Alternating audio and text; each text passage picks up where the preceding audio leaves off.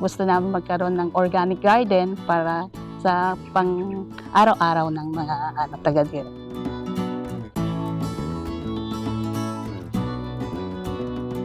Kailangan may alternate na pangkabuhayan ang mga nanay habang wala ang mga tatay.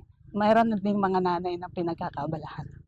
Organic siya, hindi mo na kailangan maglagay ng mga pesticides, mga para at least fresh siya sa mga kabataan, lalo-lalo na sa isang pamilya.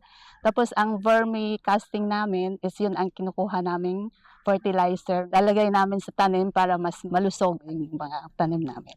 Ang naitutulong sa amin dito, aside sa pang-araw-araw naming mga gulay na hindi na namin kailangang bumili, ayan na, nakaano na sa amin habang nagtatanim kami, at least may pang-araw-araw na kaming kinukuhaan.